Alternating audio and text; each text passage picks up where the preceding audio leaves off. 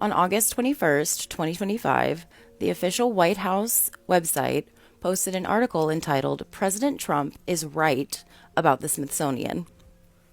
In the article, there are over 20 exhibits listed, and basically they're saying it's too woke. Those exhibits include LGBTQI plus exhibits about migration and immigration, the history of that within the United States, as well as BIPOC history and the overall history of the treatment of individuals within the country that is the United States. Essentially, the article is stating that the White House objects to these exhibits. Some of those exhibits include the National Museum of African American History and Culture debuted a series to educate people on a society that privileges white people and whiteness. The White House apparently objects to that. As part of its campaign to stop wealthy, pale, and male, the National Portrait Gallery featured a choreographed modern dance. Apparently, the White House objects to that. The American History Museum prominently displays the Intersex Inclusive Progress Pride flag at its entrance. Apparently, the White House objects to that. You can go through them.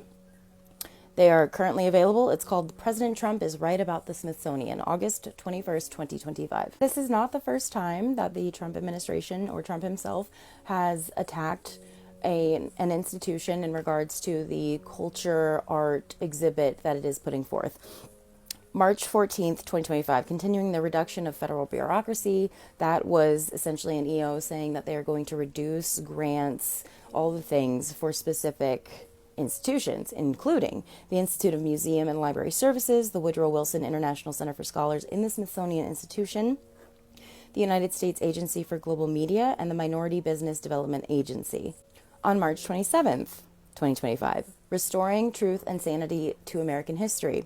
This essentially, again, calls anyone who tells the truth about this nation, any institution, any school, anything that tells the truth about the history, shares a vast wealth of knowledge in regards to the history of the United States, or just history in general, LGBTQIA plus representation and the history of that community. Basically says that they will be defunded or they will be held accountable if they do not align with the administration. National parks were some of the things that were affected heavily by this exact EO.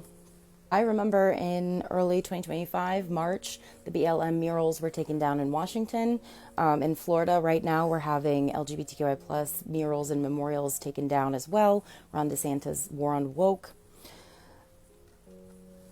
We've also seen Trump and the administration come after universities like Harvard, basically say if you do not align with us, and if you do not change your DEIA policy, your representation of groups like the BIPOC community and the LGBTQI plus community, you will no longer be receiving grants. You will no longer be receiving help from the federal government. Donald Trump and the Trump administration have also come after more mainstream artists, Taylor Swift, Bruce Springsteen, Madonna, Lady Gaga, Beyonce, Jay-Z, anyone who does not align with their way of thinking or is supportive of any of these minority groups, they have received retribution, or any of these artists that speak out against Donald Trump.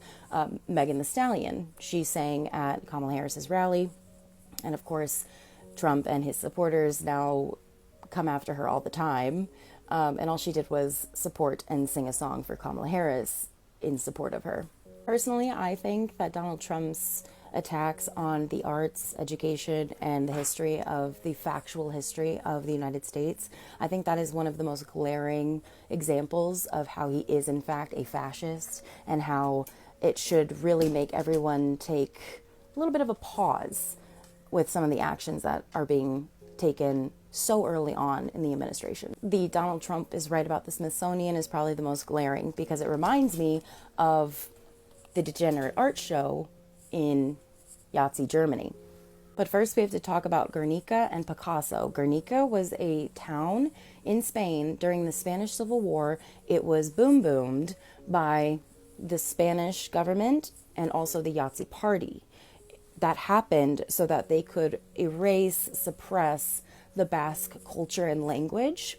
It was also one of the first instances of governments using heavy force against people, just general people, to suppress them. Now that was in April of 1937. when the town community of Guernica was boomed. And I believe it was about 5,000 people were injured or unalived. Picasso created a painting called Guernica in 1937 as a response to this action and an anti-war, anti-fascist statement. Now, Picasso was a modernist, as were many people of the time. The Degenerate Art Show was in July of 1937, so just a few months after the booming of Guernica, and also as Picasso was creating this painting of Guernica and the atrocities that occurred there. The Degenerate Art Show, which that is the official name, was July 1937, and it was 4 years, roughly, after that guy came into power. There were 2 exhibits going simultaneously. The Great German Art Exhibit, which showcased what those people, let's start with an N, what they deemed and what he deemed as beautiful, necessary, the epitome of what art should be and must be. The Degenerate Art Show, which was just down the road a few blocks from the German Art Show, showcased what that guy and the Yazis deemed as degenerate art. So more modern, abstract, cubism. Picasso was a cubist. Dada, the Dada movement. All of those artworks were called degenerate and put on display. The exhibit handbook read that the aim of the show was to reveal the philosophical, political, racial, and moral goals and intention behind this movement and the driving forces of corruption which follow them, meaning anti-German, anti-nationalist, anti the way of what it means and what it is to be German. The handbook goes on to read, in the paintings and drawings of this chamber of horrors, there is no telling what was in the sick brains of those who wielded the brush or the pencil. So the idea wasn't just to mock the artwork, the modernist art, the expressive art of that time, the social commentary through the artwork of that time. It was to get the German people to see it as bad, to see it as degenerate, to see it as needing to be squashed, needing to be gone. A lot of these artworks were done by members of the LGBTQI plus community as well. A lot of them were also done or represented people of the Jewish faith, which were 2 of the groups that guy and that regime came after. Now in 1938, the Yazis started stealing artwork from churches, museums, thousands and thousands of works of art that were modern and spoke out against the government and or were stolen and suppressed, hidden in bunkers. To this day, 10,000 roughly, that's a rough estimate, 10,000 of those works are still missing. We don't know if they even exist. We don't know if they were burned. We don't know if maybe they're hidden somewhere deep, deep underground. We don't know. But interestingly, a little tidbit, I am going to have to make a part 2. Monuments Men, if you've ever seen that movie, the Monuments Men were a coalition of men. I believe that they were represented by the United States as well as a few other countries, basically the Allies. The Monuments Men were some of the men who went and tried to retrieve these artworks and also protect them. And there is a movie, it's called The Monuments Men, it's 2014, and it's directed by George Clooney. I personally love it. It doesn't get great reviews on IMDb, but whatever. I love it. I think that you should watch it. I am going to have to make a part 2 to sum this up and land my plane.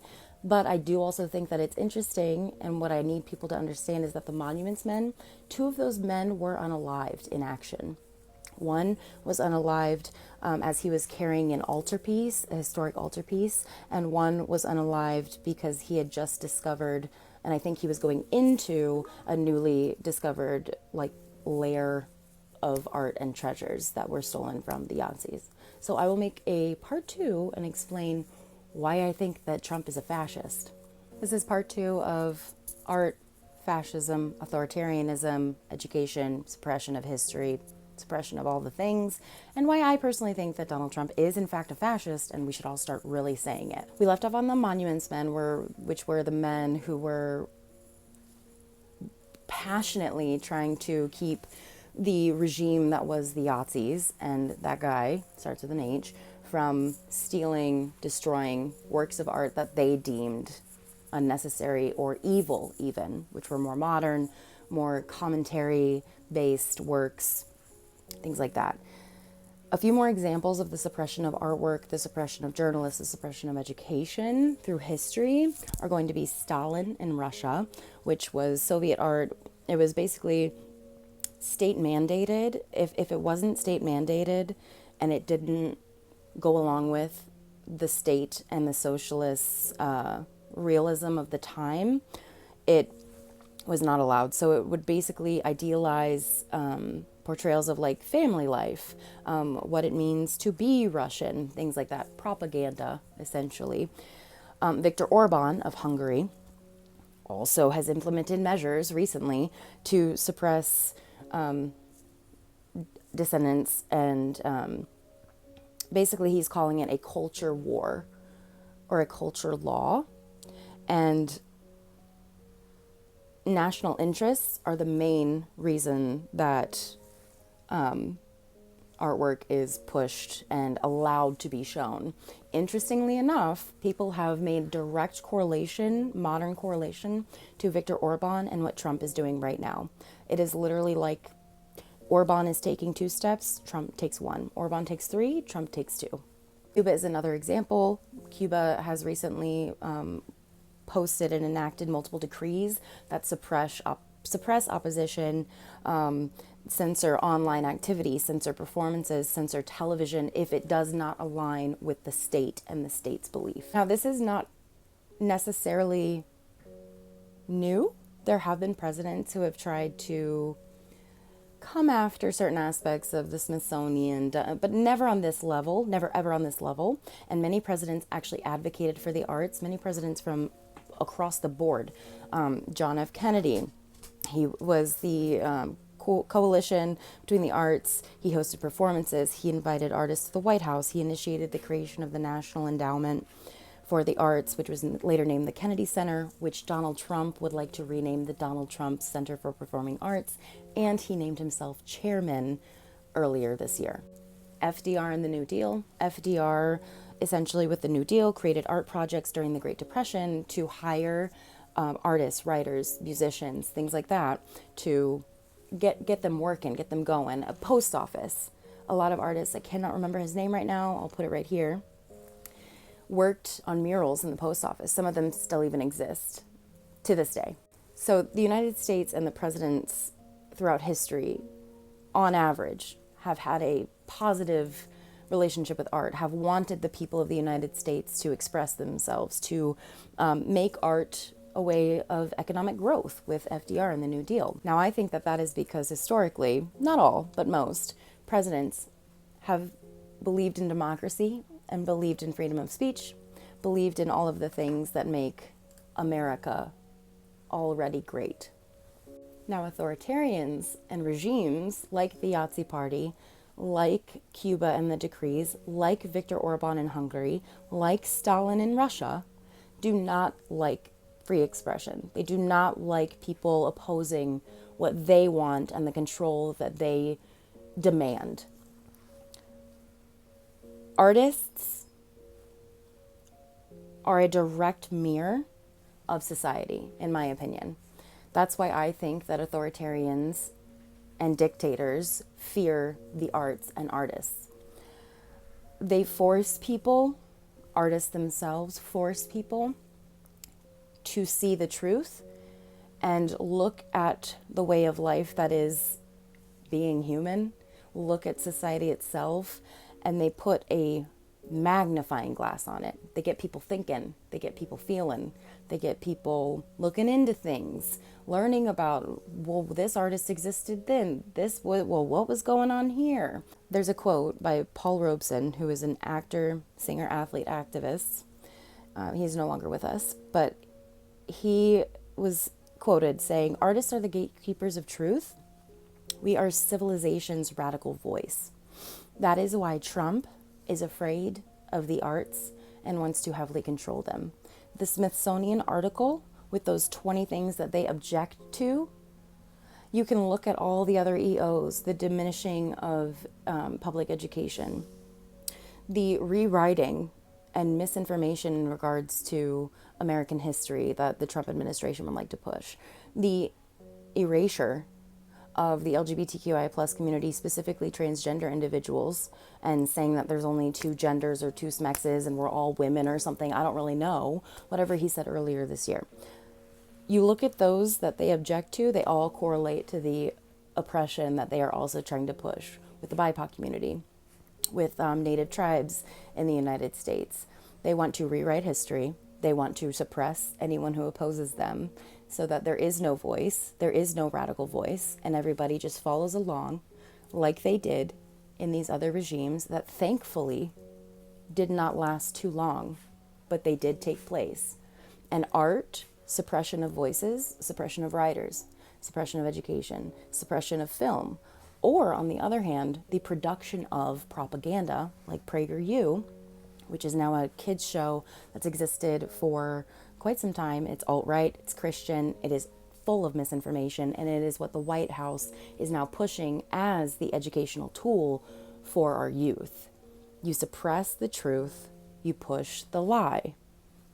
I will say that there have been a few strides. Recently, the National Endowment of the Arts was able to reconcile some of the money that they were denied earlier this year by the Trump administration. A judge did rule that the suppression of the money for them was illegal. Once again, if he's not breaking the law every day, then, as we saw, we all just assume that he's unalived because he breaks it so often. Advice to you, whether you are an artist, whether you are a part of one of these communities that the Trump administration is actively coming for, support the people in your community, support the people in the United States that are artists, that are writers, that are more progressive, that are more liberal.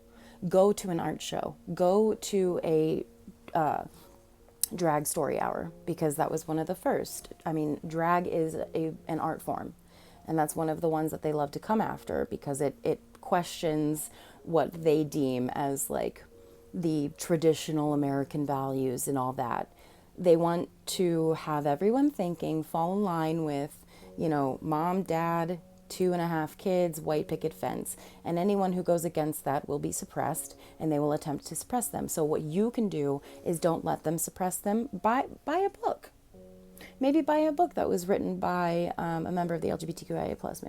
Maybe buy a book written by a BIPOC individual, just in general. But maybe if one is written about the history, the true history of the United States or of the world. Go support a show, by the music of these artists, by the artwork of these artists. Talk about it. And there are some documentaries that you can also watch if you want to learn more about everything that I've talked about. There's El Dorado, Everything the Yahtzees Hate, which is about the LGBTQI plus community in Germany before the Yahtzees came to power. Germany was one of the cultural hubs.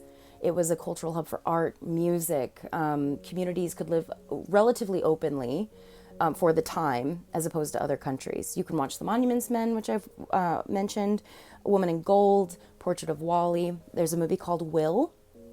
It's on Netflix. I believe that was 2023. That's about Antwerp and how the Yahtzees came to power there. There are also a couple PBS documentaries. I have a link in my bio of a lot of these resources if you'd like. It's a Google Doc. You just click through and you can watch these or read about them. But I think that the suppression of art, the suppression of voices, and the suppression of speech in general is heading us towards fascism under Trump. What are your thoughts?